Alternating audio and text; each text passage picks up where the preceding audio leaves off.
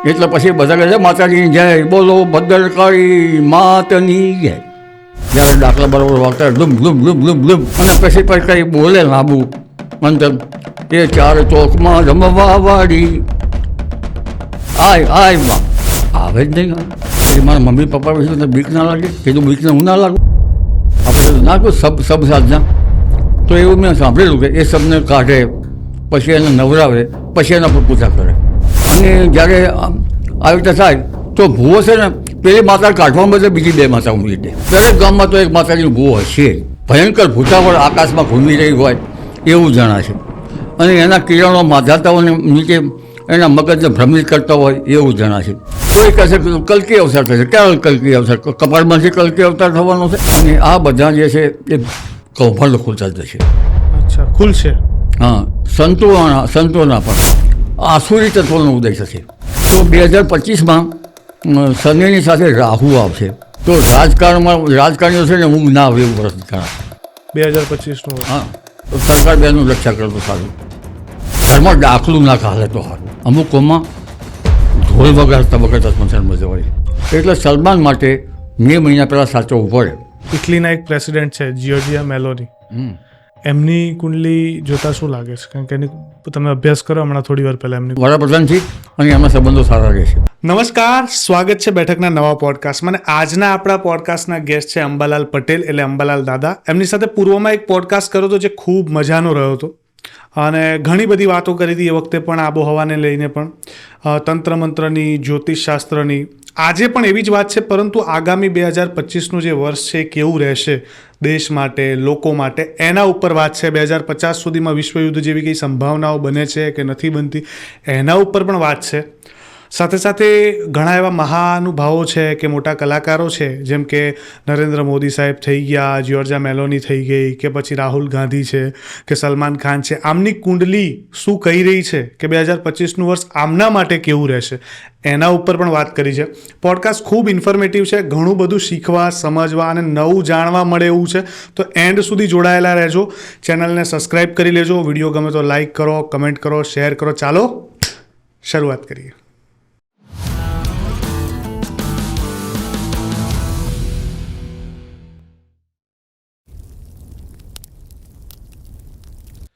નમસ્કાર અંબાલાલ કાકા.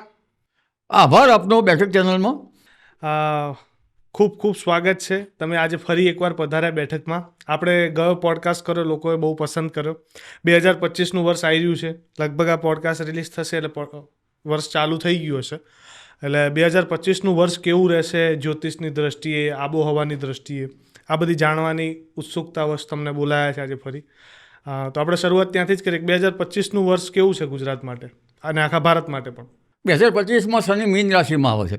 બરોબર. શનિ મીન રાશિમાં આવે એટલે વિવિધ રાશિઓમાં કેટલીક રાશિઓની પદ્ધતિ ઉતરશે અને કેટલીક રાશિઓની પદ્ધતિ બેસશે. જી. એટલે એ ભિન્ન રાશિઓની વાત આપણે પછી કરીશું. બરોબર. પણ શનિ જે છે 2.5 વર્ષનું મોકાણ કરતો હોય છે. હા. અને 7.5 2 એટલે 7.5 વર્ષનું મોકાણ કરતો હોય છે. બરોબર. એની અસર મનુષ્ય ઉપર થાય છે, મેદની ઉપર થાય છે. જે જ્યોતિષ જાણકારો, જેને જ્યોતિષમાં રસ હોય એના માટે કહું છું હા. આ બધો પોડકાસ્ટ. જી. તો પણ હવે આ 2025ના વર્ષમાં આપણે કદાચ સામાન્ય જનતાની વાત કરીએ, નોર્મલ લોકોને, તો પહેલાં તો ખેડૂતો માટે થોડી વાત કરીએ કે આબોહવાની દ્રષ્ટિએ કેવું રહેશે, માવઠા ખોટા થશે કે નહીં થાય, એના વિશે વાત કરો. આ વખતે 2025 સાલમાં આબોહવા પ્રમાણે આપણે જોવા જઈએ તો ક્લાઇમેટ ચેન્જ છે, બદલાતા હવામાનની અસર તો થવાની. કારણ કે તમે જોઈ લો છો હમણાં વેસ્ટર્ન ડિસ્ટર્બન્સ મોડા આવ્યા. હવે વેસ્ટર્ન ડિસ્ટર્બન્સ લગભગ 27 તારીખથી મજબૂત થશે. એટલે ચોમાસું જે છે એ મેઘનો ગર્ભ જે છે એ બંધાય પછી 6.5 મહિને વરસાદ થતો હોય છે. બરાબર છે. એટલે સ્વાભાવિક છે મેઘનો ગર્ભ હવે પાછો બંધાય એટલે પહેલાં સાયક્લોજેનિક આવે, પણ નિર્નિર્ણય ચોમાસું જુલાઈ ઓગસ્ટમાં આવે એના પહેલાં વાવાઝોડાના કે સાયક્લોનના કારણે ચોમાસું આવી શકે. પરંતુ જ્યારે વરસાદ થતો હોય 1/8 વધુ વરસાદ થાય તો જ વરસાદનો ગર્ભ ગળી ગયો ગણાય. નોર્મલી રાજકીય લેવલ ઉપર શું લાગે 2025નું વર્ષ કેવું રહેશે? ગુજરાતના રાજકારણમાં શું કોઈ પરિવર્તન આવશે, નહીં આવે જ્યોતિષની દ્રષ્ટિએ? 2025નું જે આપણે રાજકારણના માણસોને અત્યારે વાત કરીએ તો રાજકારણીઓ છે ને ઊંઘ ના આવે એવું વર્ષ ગણાશે. 2025નું વર્ષ. હા. કેમ? કારણ કે ફેબ્રુઆરી માર્ચ જે છે ત્યાંથી જ રાજકારણમાં આ રમગંગારમ શરૂ થઈ જશે 2025ના ફેબ્રુઆરી માર્ચમાં. હા, કારણ કે સૂર્ય શનિ યોગ શરૂ થશે એટલે રાજકીય જબરજસ્ત હલચલો છે અને જબરજસ્ત ફેરફારો થશે. એટલે 2025નું વર્ષ જે છે એ રાજકીય દ્રષ્ટિએ રાજકીય માધ્યમતાઓ સાચવવા જેવું છે. જોકે તેની અસરો પબ્લિક ઉપર પણ થતી હશે. પરંતુ જ્યારે શનિ મીનમાં આવશે અને જ્યારે મીનમાં શનિ રાહુ અને પછી પંચગ્રહી યોગ થશે એટલે 18/5 પહેલાં તો આ સ્થિતિ રાજકીય દ્રષ્ટિએ જરા આપણી સારી ન ગણાય. અને કુર્મચક્ર પ્રમાણે જોવા જઈએ, કુર્મચક્ર ખ્યાલ છે આપણે કચુઆ આકારનું? કુર્મચક્ર સમજાવો પહેલાં તો. કુર્મચક્ર આ પૃથ્વી જે છે એને કે શેષનાગે ધારણ કરી છે, પણ ગુરુત્વાકર્ષણ બળથી રહી છે. પણ કુર્મચક્ર એટલે કાચબો. હા, એ કાચબાને કલ્પના કરીને એક ચક્ર બનાવ્યું છે. 3 નક્ષત્રના સમૂહ બનાવે છે, જેમાં એનો ઉત્તર અને પૂર્વમાં, જે પૂર્વમાં મુખ અને પૂંછ એ પ્રમાણે ગોઠવી છે. બાકી ઉત્તર દક્ષિણમાં એની કુક્ષી ગોઠવી છે અને બાકીના ખોળામાં પગ ગોઠવે છે. એમ કરીને કયા દેશો ક્યાં આવ્યા છે એનું સમજાયું છે. એટલે અત્યારે આપણે જોવા જઈએ તો કુંભ રાશિમાં ગ્રહો છે અને ત્યાર પછી શનિના રેવતી અશ્વિની ભણિયામાં શનિ આવશે. એટલે ખાસ કરીને બર્ફીલા પ્રદેશો, જમ્મુ કાશ્મીર અને મીન રાશિ જોતા પાણીપત, કુરુક્ષેત્ર એના પર તો અસર થશે. પરંતુ શેત સીમાંત પ્રદેશ છે ચીનના, ત્યાં સુધી એની અસર થવાની શક્યતા રહે છે. પણ અત્યારે કુંભનો શનિ છે એ ખડકાલ પ્રદેશ છે, એટલે જે આપણે બલુચિસ્તાન છે, પાકિસ્તાન છે એની અસર કરે. અને કુર્મચક્ર પણ જોવા જઈએ તો છેક બાંગ્લાદેશ સુધીની અસરો ગણી શકાય. એના ભેદ જો ભેદ સ્થિતિ ગણીએ તો અન્ય ગ્રહો જોઈએ તો અન્ય ગ્રહો જોઈએ મેન પછી મેષમાં આવશે. મેષ રાશિ પૂર્વની દિશા છે ધીરે ધીરે. અચ્છા, હવે એવું લાગે છે કે કદાચ 2025ના વર્ષમાં કોઈ મોટા યુદ્ધ થઈ શકે? 2025માં શનિ મેષ રાશિમાં મીનમાં આવશે અને ત્યાર પછી શનિ મેષ રાશિમાં આવશે. બરાબર છે. અને મેષ રાશિમાં શનિ આવે છે, જે વિશ્વયુદ્ધ પહેલાં બન્યા હતા એ પ્રમાણની એની સ્થિતિ આપણે ધીરે ધીરે ગણી શકાય. ઓહો, એટલે વિશ્વ યુદ્ધ થઈ શકે એમ 2025 પહેલાં થયા હતા ને એ પ્રમાણના ગ્રહો. એટલે જ્યારે 29/3/2025 થી 2027માં મીન રાશિમાં શનિનું ભ્રમણ થશે તો ટોલેમીના ટેટ્રાબિબોસમાં ઇવેન્ટ પ્રમાણે દરેકના રાશિના ભ્રમણનું ફળ આપેલું છે. શનિનું ભ્રમણ છે 18 વર્ષનું છે અને હર્ષલ જે છે ક્રાંતિકારી ગ્રહ છે એનું ભ્રમણ 7 વર્ષનું છે. નેપચ્યુન છે કુટિલ ગ્રહ છે, એનું ભ્રમણ 14 વર્ષનું છે. અને મંગળ પુત્રો અણુ ધરાકા કરતા હોય છે. અને હર્ષલને જ્યારે શનિ એનું ભ્રમણ લગભગ 45-47 વર્ષની યુતિ થતી હોય છે. બરાબર. સંજોગો નેપચ્યુનની 17 વર્ષે. નેપચ્યુન છે એ સારો હોય તો વિશ્વ બંધુત્વનો યોગ કરે છે, નબળો હોય તો ગાંજા અને આ બધું ડ્રગ્સના એ બધાનો યોગ કરે છે. અમે જોઈ રહીશું ગાંજાને બધું પકડાય છે ને. હા, એટલે આ ગાંજા અને એનો બહુ નેપચ્યુન કરે છે. અચ્છા. હર્ષલ જે છે ક્રાંતિકારી ગ્રહ. એટલે કોઈ વ્યક્તિના કુંડલીમાં કદાચ નેપચ્યુન ગ્રહની સ્થિતિ નબળી હોય તે વ્યક્તિ નશાખોરી પ્રવૃત્તિમાં જોડાઈ શકે, એવું બને? એવું ના કહી શકાય. નેપચ્યુન ગ્રહ સારો હોય તો દરિયાકિનારા પ્રદેશમાં વસી પણ શકે. અચ્છા. પણ એનો રાહુ જરા પ્રેરિત થતો હોય ચંદ્રથી, બીજા ગ્રહો પ્રેરિત થતા હોય તો આ થઈ શકે. એટલે આ જે અત્યારે મોટા મોટા પ્રમાણમાં ડ્રગ્સ ને એવું બધું પકડાય છે એનું કારણ આ ગ્રહો. નેપચ્યુન છે ને, નેપચ્યુન એ વિશ્વ બંધુત્વનો યોગ કરે છે. અચ્છા. નેપચ્યુન છે આ ડ્રગ્સ એની હેરાફેરી આ નથી જાણવા જે ગાંજા એનો પણ બોધ કરે છે. બરોબર છે. પણ સંસદમાં જે ઉહાપો થાય છે એ તો હર્ષલ ગ્રહ મેષ રાશિમાં છે એટલે એ ક્રાંતિકારી ગ્રહ છે અને એને 7 વર્ષ સુધીની અસરો રહેશે. નેપચ્યુનની 14 વર્ષ સુધી અસર રહેશે કારણ કે આ બધા મંદ ગ્રહો છે. એટલે 7 વર્ષ સુધી સંસદમાં હોબાળા ચાલે એમ એના કારણે.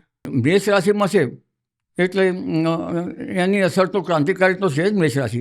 હા, અહીંયા છે યુક્રેન સુધી એની અસર થાય. અચ્છા. આ બધા ગ્રહોની અસરો તો આપણે જોઈ, પણ હમણાં શનિ છે ને એ 2025થી લગભગ 2027માં મીન રાશિમાં આવશે. બરોબર. અને મીન રાશિમાં પંચગ્રહી યોગ પણ થાય છે. બરોબર. હવે આપને કીધું કે મારે 2025નું વર્ષ કેવું રહેશે, તો 2025માં શનિની સાથે રાહુ આવશે. બીજા પંચગ્રહી યોગ આવશે બધા. એકલો મંગળ દૂર રહેશે. જો મંગળ સાથે આવ્યો હોય તો સ્ફોટક બનો.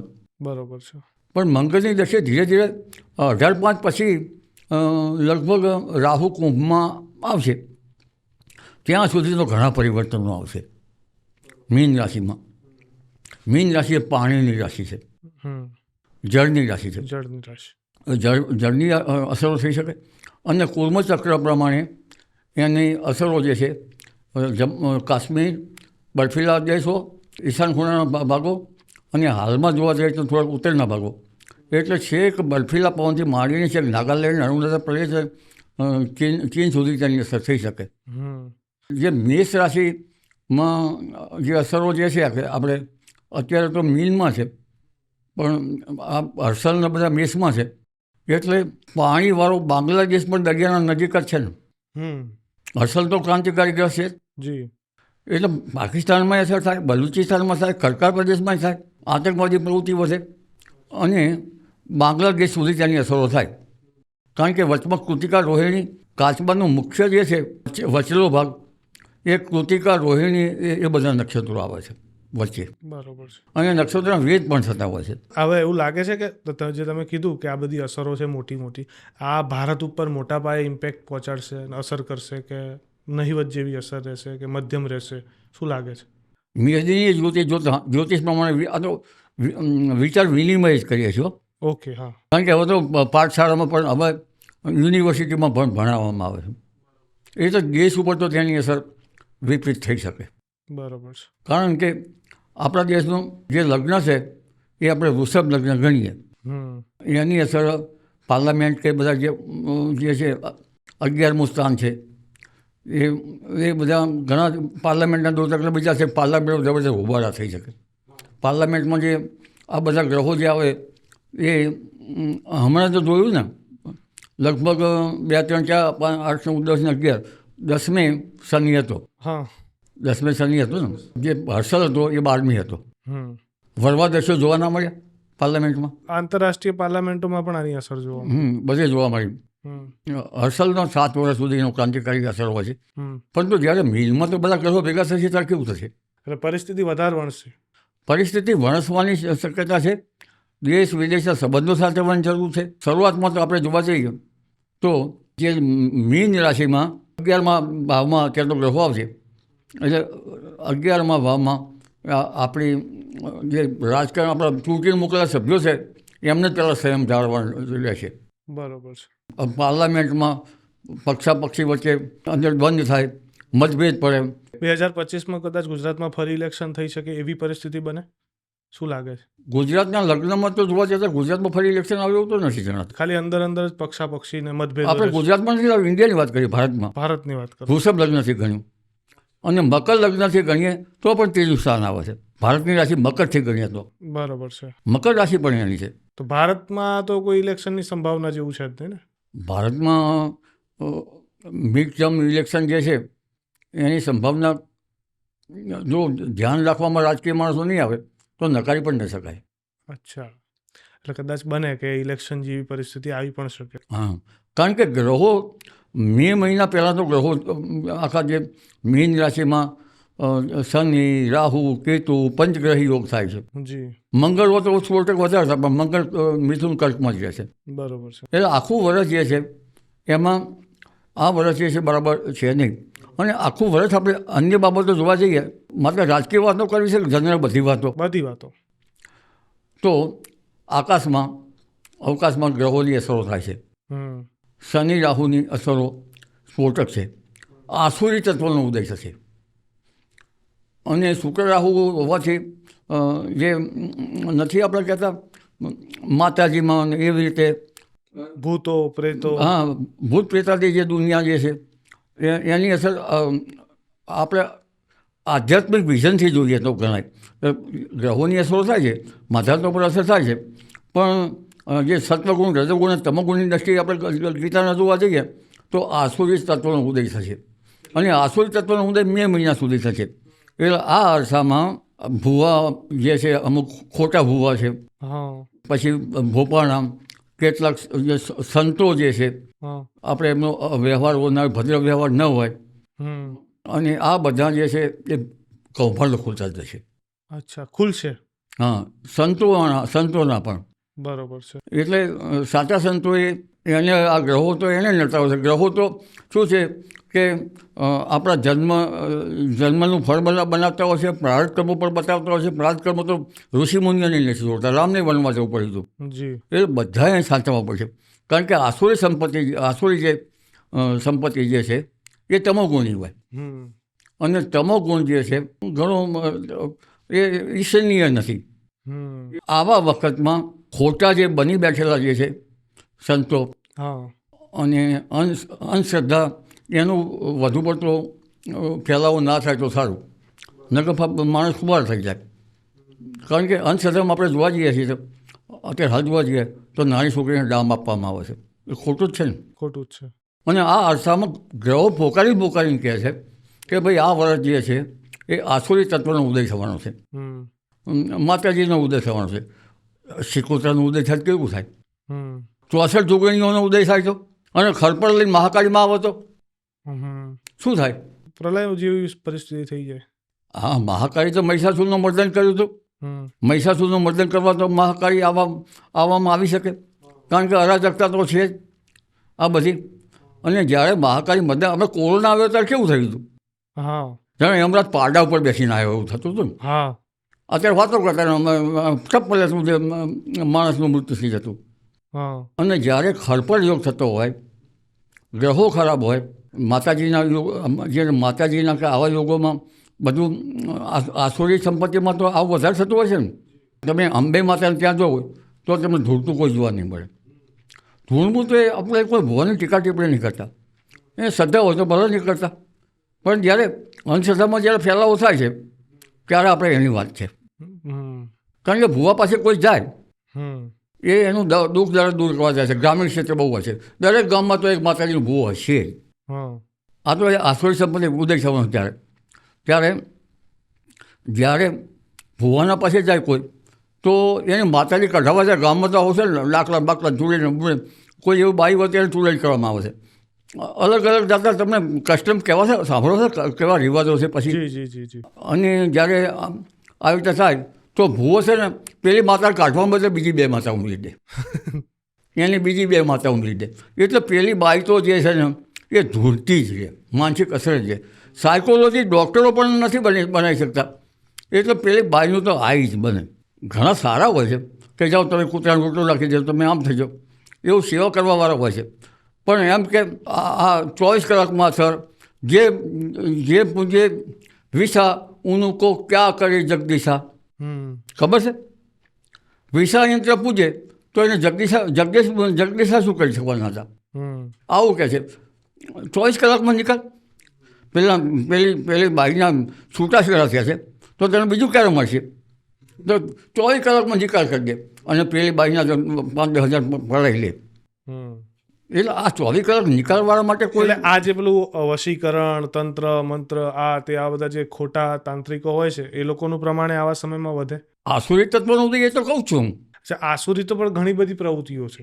આસુરી પ્રવૃત્તિ માણસમાં શું છે કે એનામાંથી આસુરી તત્વ આવતા ગુનાખોરી વધે. ગુનાખોરી, હા. અને આગળ જતાં શુક્ર પાવરફુલ થાય, મંગળશુક્ર, તો સ્ત્રીઓ સંબંધી ગુનાઓ વધે. તો આ બલાત્કારના એવા કેસો વધવાના ચાન્સીસ વધી શકે એવું બને. તો બીજું શું થાય મંગળશુક્ર આવે ત્યારે? એટલે આ વર્ષ એ માટે આપણે સાચવવા જેવું છે કે બહેનોની રક્ષા કરે, સરકાર બહેનોની રક્ષા કરે તો સારું. કારણ કે આવું તો કદી બને નહીં. આ હિન્દુસ્તાન શું થવા બેઠું છે? કોઈ કહેશે કલ્કી અવતાર થશે, ક્યારે કલ્કી અવતાર? કપાળમાંથી કલ્કી અવતાર થવાનો છે. સત્વગુણમાં આખો વિચાર પડતો થાય ત્યારે જ સારો અવતાર આવે. કોઈ એને જગન્નાથના મંદિર સાથે જોડી દેશે, એની ધજા પછી આમ થશે તેમ થશે. સારા કર્મો માણસને થાય પણ ગ્રહોની મનુષ્ય ઉપર અસર થાય છે. કેમ થાય છે સૂક્ષ્મ સાથે કહી શકાતું નથી, પણ અસર થાય નિર્ભર બાબત છે. એટલે ગ્રહો જે છે શનિ રાહુ સૂર્ય, શનિ રાહુ એક આપણે જો આનંદની વાત કરીએ ને, આનંદની વાત કરું વાંધો નહીં. હા, મજાક કરો વાંધો નહીં. આ મજાક મને લેજો. ભયંકર ભૂતાવળ આકાશમાં ઘૂમી રહી હોય એવું જણાય છે. અને એના કિરણો માધાતાઓને નીચે એના મગજને ભ્રમિત કરતા હોય એવું જણાશે. હા, આ તો એક આનંદની વાત છે. આનંદની વાત છે. એના પછી તમારે આપણે કેવું કે કેવો વખત આવશે. એટલે આ બધું જે છે આસુરી ઉદય એના માટે બહુ સાચવવું પડશે. વરસ ખરાબ છે, ગુનાખોરી ના વધે એ સાચવવું પડશે. આ વર્ષ કોના માટે સારું છે? કયા ક્ષેત્રના લોકો માટે સારું જશે? એ લોકોને ફાયદો થશે, પૈસા આવશે, એવું કંઈક? જ્યોતિષવાળા છે હા, એની દ્રષ્ટિએ લગભગ વક્ર જ હોય છે ને. કોઈ વખત સારું કહ્યું કે છે કોઈ વખત સારું? ના. તો આપણે રાશિ પ્રમાણે જોઈએ. હા, તો ધારો મેષ રાશિ છે હા, તો એનો શનિ 12 આવશે, હા, પરંતુ તેને સાડા 7 વર્ષની મોકલ બનશે. બનશે. અન્ય ગ્રહો સારા નહીં હોય લોખંડના પાયે તો એને ખોટા કામ કરતો હશે એની સજા મળશે. હા. આવું જ્યોતિષ પોકારીને કહે છે માનવાવાળા માટે. જ્યોતિષમાં વૃષભ રાશિ છે હા, એને શનિ લાભ સ્થાનમાં આવશે. બરોબર છે. એને થોડુંક આપણે નુકસાન ઓછું કરી શકે. હમ, પછી મિથુન રાશિ છે હમ, એને શનિ 10મા સ્થાન ઉપર આવશે, કર્મસ્થાનમાં. હમ, શનિ રાહુની અસર છે. મહેનત વધારે છે મને. મહેનત વધારે કરે, શરીર તો મજૂરોનું કારક છે. હમ, પણ શનિ રાહુને બધા ગ્રહો જે છે એ પિતા ઉપર પણ અસર કરી શકે ને, પોતાના પુરુષાર્થ પર પણ અસર કરી શકે ને. હમ, ચડતી પડતી લાવે પણ એકંદરે નબળા ગ્રહો કહેવાય છે. હમ, પછી કર્ક રાશિ છે હમ, એને ભાગ્યસ્થાનમાં આવશે. હમ, કર્ક રાશિ તો અમે ટેન્શનની રાશિ છે ને થોડી, હા, ચંદ્રની છે. ચંદ્ર વીક હોય હમ, એને મુશ્કેલી પડે ને. જી. ચંદ્રની અસર શોના ઉપર થાય? મન ઉપર. મનનો કારક. ચંદ્રમાં મનસો જાતક એવું. અને સૂર્યની અસર શું? આત્મા ઉપર થાય, દેહ ઉપર. હમ, જ્યારે આ ભાગ્યસ્થાનમાં આવશે એટલે ભાગ્યસ્થાનમાં શનિ રાહુ બેસે એટલે પાછું પેલી આસુરી સંપત્તિ જે છે એ આવી જવાની. કારણ કે એ ધર્મનું સ્થાન છે. પણ હમ, નવું સ્થાન ધર્મનું છે ને. જી. ધર્મનું. એટલે એ ધર્મમાંથી સાત્વિક ધર્મમાંથી પેલા ધર્મમાં ના આવી જાય તો સારું. હમ, એને સાચવવું પડશે. બરોબર. ઘરમાં દાખલું ના ખાલે તો સારું. નકર ભૂક્કા બોલી જાય એટલે એવી અંધશ્રદ્ધામાં પડવાનું નહીં. ખોટી જગ્યાએ ના દોરાવું. ખોટી જગ્યાએ અંદર એલાવ ના થાય તો સારું. પછી આવશે સિંહ રાશિ. જી. એને તો 18 વર્ષની બેઠી. હા. હવે એનો શનિને હારો છે તો સારું, નકર એને પછી સાચવવાનું. કારણ કે 8મા સ્થાનમાં આવે છે. એને એકલી ક્યાં શનિ આવે છે? શનિ સાથે રાહુ પણ આવે છે, પંચગ્રહી યોગ પણ આવે છે. એટલે સિંહ રાશિના જાતક માટે અઘરું કામકાજ છે. અઘરું કામકાજ એટલે શનિ હારો, જન્મનો શનિ હારો તો સારું, એટલે સાચવવાનું. પણ એને પણ જે સટ્ટા બજાર ને બીજા બજારનું હાઈ જ બન્યું. અચ્છા. એ સાચું કરું. સટ્ટાકીય પ્રવૃત્તિમાં ધ્યાન રાખવું પડે. હા, અને જો ખોટું કરવા ગયો માણસ, બરાબર, અત્યારે નથી તો ગફલા કરતા બધા. હા, કૌભાંડો કરે છે. એના માટે ઈષ્ટ ના કરી શકાય. અને કન્યા રાશિને 7મી આવશે. દાંપત્ય જીવનમાં સાચવવું પડશે, ભાગીદારીમાં સાચવવું પડશે. વખત તો એવો છે કે છૂટાછેડા થાય છે એટલે પતિ વચ્ચે ઝઘડા થાય તો સારું. તુલા લગ્નમાં 6 આવશે. 6 જે શત્રુ વિજય યોગ કરે. પણ જો આપણે થોડી બીમારી હોય તો એને સાચવવાનું, મોટી ઉંમર થઈ હોય તો સાચવવાનું. બરોબર છે. તુલા રાશિના તુલા લગ્ન અલગ ને રાશિ અલગ, આપણે રાશિથી ગણીએ. બરોબર છે. અને વૃશ્ચિક રાશિથી 5મી આવશે. સંતાનો એ બધી બાબતે સાચવવાનું. જો સ્ત્રીઓ હોય તો એમને ભગવાનની પ્રાર્થના કે બીજું કંઈ સત્વગુણ વધારવાનું, મિસકેરેજ ના થાય એ જોવાનું. બરોબર છે. વૃશ્ચિક રાશિના જાતકો. વૃશ્ચિક રાશિના જાતકમાં અને વૃશ્ચિક રાશિઓમાં ગાયનિક સાથે સંબંધ ધરાવે છે. વૃશ્ચિક રાશિ જી. ધન રાશિને બેસી ગઈ પાછી ક્યાંથી આવી જાય છે.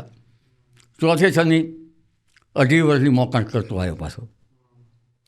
અને ક્યાં પાછો? માના સ્થાનમાં, હૃદયના સ્થાનમાં, જમીનના સ્થાનમાં. જમીન દલાલી નહીં કરતા ને તમે? ના, હું નથી કરતો. ના, આપણું તો આ જ છે, જે દેખાય જ છે, બીજો કોઈ કામ ધંધો નથી. જમીનના દલાલો તો હાથવું પડશે ને. હા. અને કદાચ સ્મશાનની જમીન વેચાતી ના આવી જાય એ જોવું પડે. હા. ન કે એના ભૂકા ઘરમાં બોલી જાય. હા. ધન પછી મકર આવે ને એને 3જા સ્થાનમાં આવશે. સહજતાન છે, ભાઈ બહેન છે, એને સાચવવાનું. અને ભાગ્યસ્થાનમાં પણ સાચવવાનું. દક્ષિણ ભાગ્યમાં થશે ને હમ પછી આવશે કુંભ. હમ કુંભ રાશિને તો પનોતી સારું ફળ આપશે ને, કારણ કે કંઈ પાયો સારો છે ને, સોનાનો પાયો છે. અમે તુલા, કુંભ આ રાશિનો સ્થાની સારો હોય છે એટલે એની અસર ઓછી થાય. કુંભવાળાને ચિંતા નથી એમ ને આ વખતે? એને ચિંતા એનું કારણ કે એનો સોનાનો એનો પાયો જે છે કંઈક સારો છે. અને મીન રાશિ? મીન રાશિ છે તો એ મીન રાશિને તો એની રાશિમાં જ આવશે. શનિ પોતે, હા. એટલે 2.5 વર્ષની તો મોકાની ગઈ, બાકી 5 વર્ષની તો રહી જ ને. હા. આસ કરશે 2.5 વર્ષમાંથી, હમ અને 5 વર્ષે ધીરે ધીરે ધીરે કટકટ સાચો છે. ઘણી વખત જે છે ને આવા ગ્રહો એવું કહેવાય છે કે ગ્રહો રાજપાટ આપે ને ગ્રહો રાજપાટ છીનવી પણ લે. હા, એટલે આમ તો આ પનોતીની વાત છે. પનોતીમાં તો મેં એવું જોયું છે કે અત્યારે આપણા રાજ્યના મુખ્યમંત્રી સાહેબ ચાલુ પનોતી MLA બન્યા હતા અને ઉતરતી પનોતી સુધીમાં તો મુખ્યમંત્રી બની ગયા હતા એમ, જ્યારે એમને પનોતી ચાલતી જ તો એટલે પનોતી એવું જરૂરી નહીં ખરાબ ફળ જ આપે. મુખ્યમંત્રી કોણ આપના? ભૂપેન્દ્રભાઈ પટેલ. એની કુંડલી છે જ, કાઢાવી પડે. કંઈ વાંધો નહીં, એનું કુંડલી વગર હું ના કહી શકું. એ તુલા લગ્ન હોય ધારો મોદી સાહેબની કુંડલી, તો તુલા લગ્ન માટે શનિ સારો હોય. હા, એમના માટે સારો શનિ એમ. તુલા લગ્નમાં શનિ છે ને, તુલા લગ્નમાં શનિ, મકર લગ્ન, તુલા લગ્ન, કુંભ લગ્ન, એનો શનિ, એ બધા શનિ સારા જ છે રાશિવાળા, એ લગ્નવાળા. જી, એટલે આ વર્ષે હવે આપણે જોવા જઈએ મોટી, હવે કઈ રાશિ રહી? બસ મીન પૂરી 12 મીન બોલ્યા છેલ્લી આપણે પૂરી થઈ ગઈ ને 12 રાશિ. હા. અચ્છા, હવે ત્રીજા વિશ્વયુદ્ધની તમે કીધું ત્રીજા વિશ્વયુદ્ધ જેવી પરિસ્થિતિઓ દેખાય તો 2025માં દેખાય છે, પછી આગળ જતા 2050 સુધીમાં દેખાય છે? અત્યારે જોતા નથી તમે? પેલેસ્ટાઇન, ઇઝરાયલ, હા, રશિયા, અમેરિકા. રશિયાની કુંભ રાશિ છે. કુંભ રાશિ આવતા અસર કરી ને, પુતિન, વ્લાદિમીર પુતિન, એની કુંભ રાશિ છે. પછી યુક્રેન, પછી તાઇવાન, ચીન, ઉત્તર કોરિયા, દક્ષિણ કોરિયાના તણાવ.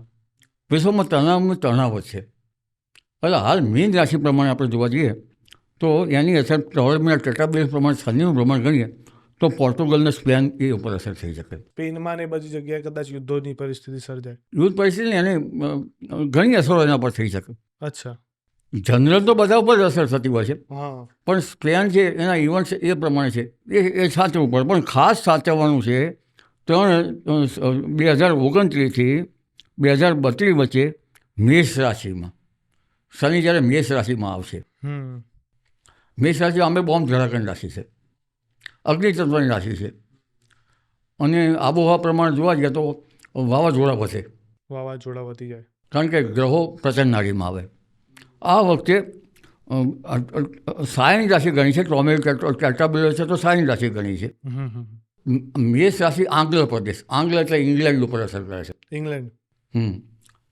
એટલે જે આંગ્લ રાષ્ટ્રો છે એને આ આગામી વર્ષોમાં સાચવવાનું છે. તમને લાગે છે કે ગ્રહોની સ્થિતિ જોતા કેમ કે 2050 પહેલા કદાચ વિશ્વયુદ્ધ થાય? આ તો સારી વાત કરીએ છીએ. તો અંદાજા મુજબ તમે મને કહી રહ્યા છો કોઈ અહીંયા તણાવનો માહોલ? શક્યતાઓ આ તણાવ છે ને એ વિષયો તરફ ખેંચી જાય એટલે યુનો પછી આપણા ધાર્મિક વડાઓ જે છે એ બધાએ કંઈ સારો પ્રયત્ન કરે, પછી પાદરી હોય કે આપણા સાધુ સંતો સારા હોય કે મૌલવી હોય, એ બધા હોય કંઈક ધર્મની ચેતના સારા અર્થમાં કરે તો સત્વગુણ વધે ને. જી, કારણ કે અગ્નિતત્વની રાશિ છે મેષ રાશિ. પછી 2029-2038માં, પછી 2029થી 2032માં વૃષભ રાશિ છે. પર્શિયાને બધા અસર કરે. વૃષભ રાશિ મુસ્લિમ કન્ટ્રીમાં અસર કરે. અચ્છા. મુસ્લિમ રાષ્ટ્રો બધા એક થઈ જશે ને હવે. હા, સંઘર્ષમાં બની જશે, બની ગયા છે. એ એમાં દેશને સાચવવું પડે. પછી એમાં ટર્કી આવે, ઈરાન આવે, પોર્ટુગલ આવે. બરોબર છે. પછી આવે છે અગત્યનું 2032થી 2034. બહુ અગત્યનું છે. 2032થી 2034 કઈ સત્તા છે આ દુનિયાનો અત્યારે દંડો લઈને બેઠેલી કઈ સત્તા છે? અમેરિકા. હા, મિથુન રાશિમાં ઉત્તર અમેરિકા, ઇંગ્લેન્ડ, પશ્ચિમ યુએસએ, આ બધાને સાચવવું પડશે. દરેકનો સિતારો કાયમ રહેતો જ નથી. 2032થી 2034માં અમેરિકાનો સિતારો ડાઉન જાય. સાચવવું પડે, ઇકોનોમિક્સ બધા રીતે સાચવવું પડે. ઓકે. કારણ કે વિશ્વમાં તંગદિલી તો આગામી વર્ષોમાં થવાની શક્યતા છે ને. જ્યારે કર્ક રાશિમાં શનિ આવ્યો તો ભારતીય દશા પહેલાં ખરાબ જ થઈ હતી. ખરાબ જ થઈ ત્યાં. પછી 2034થી 2037માં કર્ક રાશિમાં છે ને એમાં ઘણા ચીનની રાશિમાં છે, તો ચીને પણ સાચવવું પડે. કારણ કે રશિયા અને ચીન એ ધરી તૂટી શકે ને રહી શકે. બરોબર છે. ચીનના ઉપર છે હોલેન્ડ, આફ્રિકા, ન્યુઝીલેન્ડ, બધા ઉપર થોડાક વર્ષો પછી એ અસરો જોવા મળી રહી. એવું તો બને ને ધીરે એક અસર થાય એ ચીનગાડી ધીરે ધીરે બધી ફેલાતી જાય, બધા દેશો એક આવતા જુદા થાય. આફ્રિકા જે છે અત્યારે તો સારું ચાલી રહ્યું છે, પણ આફ્રિકામાં સાચવવું પડે. એમાં પછી ડ્રોટ્સ આવે, સુકાળ આવે, અવર્ષણ આવે, બધી રીતનું આવી શકે ને. પણ આપણે અહીં વિશ્વયુદ્ધના એને ગણી છે. પછી 2038થી 2041માં કન્યામાં તુર્કસ્તાન, ટર્કી, સ્વિટ્ઝરલેન્ડ, સાયન નથી નિર્જન પ્રમાણ કર્યું ટોલેમીનું ટેટ્રાબ્યુલર, એ સાયનની રાશિઓ છે. આપણે નિર્જનથી જોઈએ છીએ, એટલે એની સાથે થોડીક વહેલી પણ થઈ શકે જોવા જઈએ તો. અને 2041થી 2043 તુલા રાશિની પાછી અસર ચીન ઉપર થાય છે. ચીન છે, જાપાન છે, તિબેટ છે, ઇજિપ્ત છે. એટલે આગામી વર્ષ તો ચીન ને અમેરિકા, રશિયા એ સાચવવાના છે ને વધારે. હવે હજુ તો 2043થી 2045માં વૃશ્ચિક રાશિમાં મોરોકો અને નોર્વે, અને 2046થી 2049માં અરેબિયા, હંગેરી, ધનુ, અને 2049-2050 પાછું ભારત આવી ગયું. હવે આમાં એક જ સવાલ સાચવવાનું છે આપણે કે બાયોલોજિકલ યુદ્ધ ના થઈ જાય. બાયોલોજિકલ યુદ્ધ કોઈની લેબોરેટરીમાં સેમ્પલ છૂટું ના પડી જાય. હવે યુદ્ધ થશે એ બધી બાયોવોર થશે. બાયોવોર ના થઈ જાય તો સારું. બાયોવોર થાય તો પબ્લિક ઘટી જાય. અચ્છા, ભારતના વિશ્વગુરુ બનવાના યોગ દેખાય છે નજીકમાં. ભારતના વિશ્વગુરુ બનવાના યોગ, એવા ભારતના ગ્રહો મજબૂત થઈ રહ્યા છે કે ભવિષ્યના અમુક વર્ષોમાં વિશ્વગુરુ જેવી પરિસ્થિતિમાં ભારત આવી જાય. ભારતમાં સાધન સુધી હશે, અશુદ્ધ સાધન દ્વારા વસ્તુનું ઉપાર્જન નહીં કરવામાં આવતું હોય તો ભારત એક હિમાલયથી સાધુ સંતોનો દેશ છે. ભારત છે પ્રેરણા આપતો દેશ છે. એટલે ભારતમાં જો સત્વગુણ છે તો વિશ્વગુરુ થઈ શકે, નકર આમાંથી ભારતે બાકાત રહી શકે નહીં. ઓકે. કારણ કે બધી પછી સાધન સુધી ના હોય, બરાબર. અને પછી પેલો મુરગા સોલંકીનો પેલો દડો ફેંકતા હતા ને બધા જે હજુરિયા હતા ને એ દડો ઉપર જે સમળી લઈ જઈ, જો જે હજુરિયા વધી જશે તો સારું છે પેલા જે માણસ વડા છે એને નથી પાડશે. એટલે આપણો જે છે પવિત્ર હિમાલય, એમાંથી વસતા સાધુ સંતો આપણી પવિત્રતા, આપણો ધર્મ, આપણું કર્મ બધું સજવા છે તો આપણો દેશ વિશ્વગુરુ બની શકશે. ચલો, સરસ. એટલે આપણા એવા સંભાવનાઓ પૂરી છે બનવાની. અચ્છા, હવે થોડીક અલગ વિષય ઉપર વાત કરીએ. હવે આપણે પણ બહાર બેઠા હતા ને તો તમે એક બહુ મસ્ત વાત કીધી, મને બહુ ગમી એ વાતમાં, મને જાણવા જેવું બહુ લાગ્યું. તમે 4 પીઠની વાત કરી અલગ અલગ. એ વાત શું હતી ફરી કહો, કારણ કે પબ્લિકને જાણવા જેવી વાતો છે. આ તંત્ર મંત્રની વાતો છે. હા, એ તંત્ર મંત્રની. આ દાખલા ગેબી ભડાકા કહેવાય ને, ગેબી નગારા વાગે એવું કહેવાય ને. ગેબી નગારાના જો અવાજો તો આવી જ રહ્યા છે. હવે આ તાંત્રિક, માંત્રિક એનું અસોરી જ્યારે તંત્ર ઉદય પામતા હોય તો આમાં જે આવે ને પહેલાં સર, પછી દેશ ઉપર થાય, માધાતા ઉપર થાય. એટલે એ તંત્ર માત્ર આપણે ગણવા જઈએ તો પેલી સ્મશાન પીઠ છે. સ્મશાન પીઠ શું હોય એમાં? સ્મશાન પીઠમાં સ્મશાનમાં સાધક સાધવા જાય, ભૂતરાણ પેતરા આવે એવું કહેવાય છે. પૂરીઓ નાખે, ભૂતરાણ પેતરાની જંગી પૂરી જે છે એ ખાવા આવી જાય. બરોબર છે. આવે છે પેલી પીઠ આપણે સ્મશાન પીઠ, એ તો કીધી તમે. એ સબ ઉપર સાધના છે. સબના ઉપર. આ તો કંઈ સારું કહેવાય ના કહેવાય. અને પછી આવે છે અરણ્ય પીઠ, જંગલમાં જઈ શાંતિ છે. અને શ્યામાપીઠ નથી કહેવું. કેમ? શ્યામાપીઠ એ આખું જુદા જ પ્રકારનું છે. તો ખરા. એ શ્યામાપીઠ એ ઉચ્ચ કક્ષાની તાંત્રિક સાધના છે. પણ આ બધી સાધનાઓ જેવા થાય, આ સાધનાઓ તમને ખબર છે આવું ગામડામાં શું થતું એ ખબર છે સાધનામાં? ના. એવું ઘણા કહેવાતા કે આપણે જે સ્મશાન હોય ને એમાંથી સબ દાટ્યું હોય ને, આપણે ના કોઈ સબ સાધના, તો એવું મેં સાંભળેલું કે એ શબને કાઢે, પછી એને નવરાવે, પછી એના પર પૂજા કરે. આવું કરતા. આવું કહેવા છે, અમે સાંભળતા એ વાતો. જંગલમાં તો અરણ્ય સાધના છે. પણ જ્યારે દશેરા આવે છે ગામડામાં, આપણે તો અંધશ્રદ્ધા નિવારણ કરવાની બાબત પર ભાર આપી વધારે, પણ ગામડામાં જ્યારે ડાકલા બરાબર વાગતા હોય, ડૂમ ડૂમ ડૂમ ડૂમ ડૂમ ડાકલા વાગતા હોય, અને પછી માતાજીનો રથ હોય. હું તો લગભગ સ્ટેશનથી 10 કિલોમીટર ચાલતા એ વખતે દશેરા માતાજીના રથ હતા. અને પછી બધી પબ્લિક ઊભી હોય, માતાજીના અંદર કલર બલર પર ગુલાલ આબી નાખ્યા હોય, દીવા બળતા હોય, એક તો નવરાત્રિની રાત હોય, ગરબે છે કાણાવાળા પેલા ગરબા હોય ને, આવા ક્યાં છે, ફેન છે ગરબા, પેન્ટ છૂટવાળા, અને એવા ગરબા કરીને બધા આમ જોઈ ગયા હોય, ત્યાં પેલા ડાકલાનો રંગ દાખલે ડુગુડ ડુગુડ ડુગુડ ડુગુડ, અને પછી કંઈ બોલે લાંબુ અંતર, એ 4 ચોકમાં રમવા વાળી આય માં આવે જ નહીં, આવે જ નહીં. પછી હજુ માતા મઢે નહીં આવી, પાછું વગાડ ડુમ ડુમ ડુમ ડુમ ડગર ડગર ડગર, અને વગાડનારા છે એ આપણે તો આપણે આમ કરે છે ને. શંકર ભગવાનનું ડમરું વાગ્યું, શંકર ભગવાનની સાધના છે ને દેવ, એની સાધના થાય છે ને. અને પછી તો ભાઈ થાક લાગે, બધું લાગે, અને પછી બરાબર માતાજીના રંગમાં રંગાયો હોય કોઈ જવાની, અને પછી આખો રખડે હાથ, અને પછી રથ હોય માતાજીનો બનાવ્યો લાકડાનો 2 કિલો વજનનું, અને પછી ઉતર વિચારતું હોય, અને રસોઈ હલવા મળે, ચાલવા મળે, ધડ ધડ ધડ કરતા રસોઈ ચાલવા મળે. એટલે પછી બધા કહે છે માતાજીની જય, બોલો ભદ્રકાળી માતની જય. પછી એ જાય, અને પછી એવો રથ મૂકે. હવે હું ગામડેથી કોઈ દશેરાથી ગાડીમાં ઉતર્યો હતો, આવા કેટલાય રથ મેં જોયા. પછી મારા મમ્મી પપ્પા વિશે તો બીક ના લાગે, કીધું બીકને હું ના લાગું, બીકને હું ના લાગ્યું, બીક મને લાગે.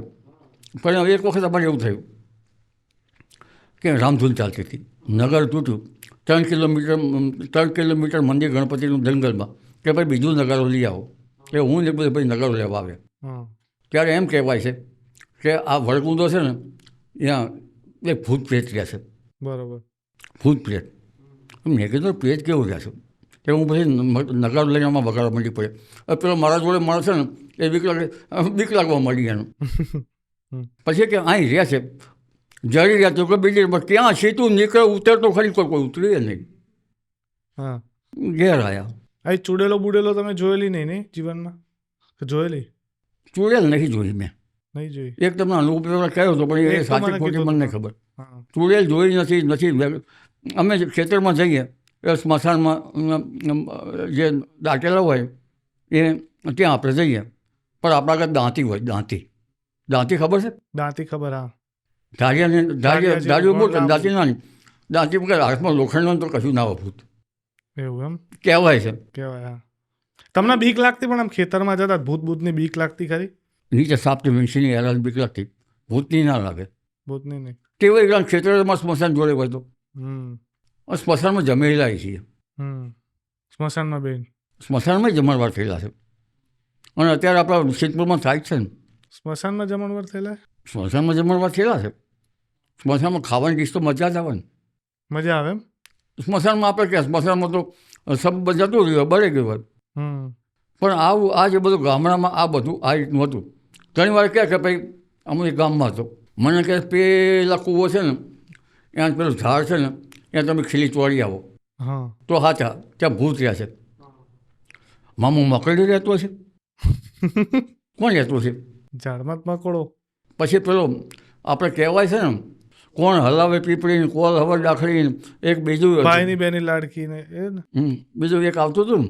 હવે આમાં તો કોઈ ઝાડ ઉપર કોણ જતું રહ્યું છે ને કોણ નહીં જતું રહ્યું એ આપણને ક્યાં ખ્યાલ આવે. ભૂત પ્રેતમાં છે એવી દુનિયા છે ગામડામાં. એના કારણે ઘણી વખત આ બધું હેરાનગતિ થાય છે માણસોની. એમ હું ન માનવું જોઈએ. ઘણી વખત તો બિચારી ડાકણ બાઈ હોય કે ડાકણ જેવી છે એ સુકન્યા ના લે. પણ તમને ખબર છે અમુક કામ સારા પણ થાય છે. સ્મશાનમાં આપણે જોવા જઈએ તો રામ બોલો ભાઈ રામ કહે છે, પણ શરણાઈઓ ના વગાડવી જોઈએ. લગ્નની જેમ ગાતા ગાતા ના જવું જોઈએ? મોટી મોટા માણસ જાય તો જવું જોઈએ કે ના જવું જોઈએ? જવું જોઈએ. હા, સરસ જીવન જીવીને ગયા છે હવે, એટલે ઉત્સવના જેમ જ એને ઉજવાય પછી. અમુકોમાં ઢોલ વગાડતા વગાડતા સ્મશાનમાં જવાય છે. હમ એવું એ બને સ્મશાનમાં જે ધારો કે પતિ છે, પત્ની મરી ગઈ હોય તો મૃત પત્ની સાથે એના લગ્ન પણ ત્યાં સ્મશાનમાં થતા હશે કદાચ. હમ લગ્ન કરો ને તો પેલા ફરીવાર આવે નહીં ભાઈ, એનું પૂરું થાય. ઘણી વાર નીલ પરિણામ આવે, ખબર છે? મેં હા સાંભળેલું, પણ થાય શું એ મને સમજાવો. એમાં અમુક લખે ને કે આ પરિણામ આમ થયું હોય તો આમ થાય. ઘણી વખત ઘરમાં એમ કે કોઈક મરી ગયો તો સિકોતર બેહારવામાં આવે. ના, પણ નીલ પરણાવે, નીલ કઈ એ કંઈક એ વિધિ છે એવી. અચ્છા. અલગ અલગ વિધિઓ છે. પેલી વિધિ તમે શોધી પાડજો.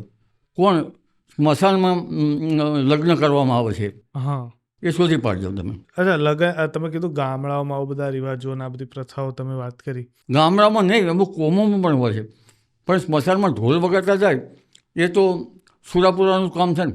જી. ઘણા પાળિયા પૂજાય છે.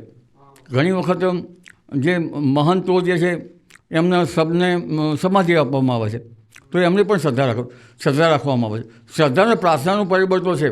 એ તો આઈન્સ્ટાઈન જેવા આપણા મોટા વૈજ્ઞાનિકો પ્રાર્થનામાં પરિબળ માનતા હતા, ગાંધીજી પરિબળમાં માનતા હતા. જી.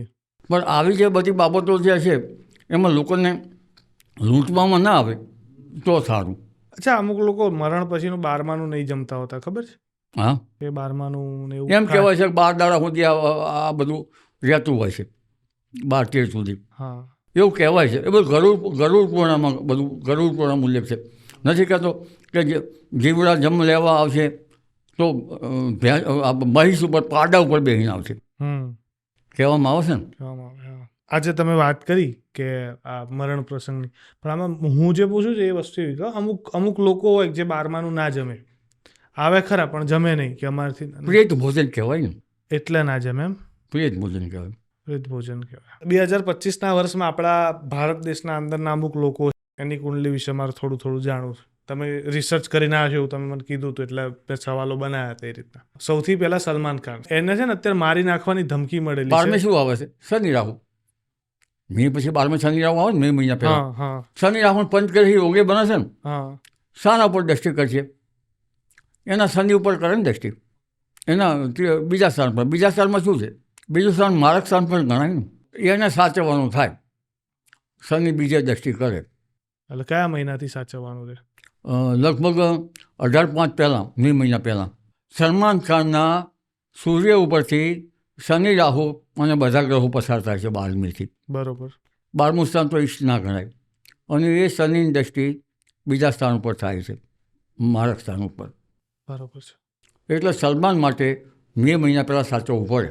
મે મહિના 18/5 પહેલાં સાચવવું પડે.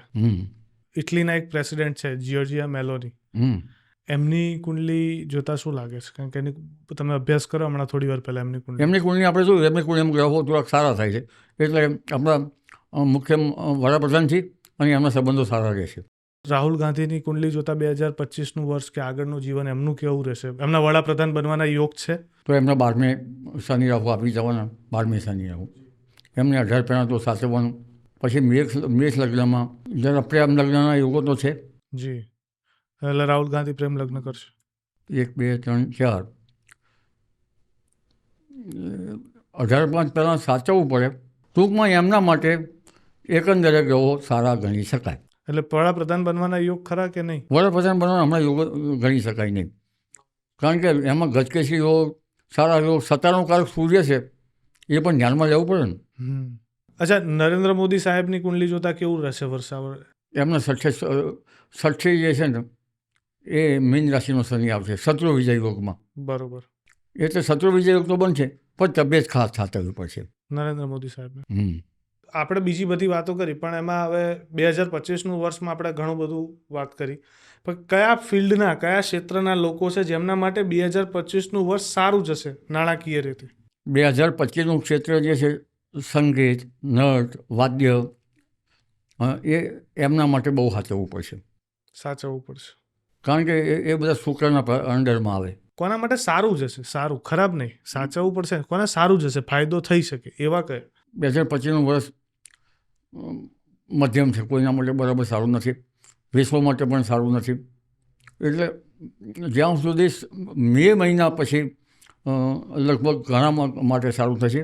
રાજકારણીઓ માટે પણ ધીરે ધીરે અમુક જે રશિયાના કે કુંભ રાશિના એ વાત કરતાં અન્ય રાજકારણીઓ માટે થોડુંક સારું થશે. પબ્લિક માટે સારું થશે.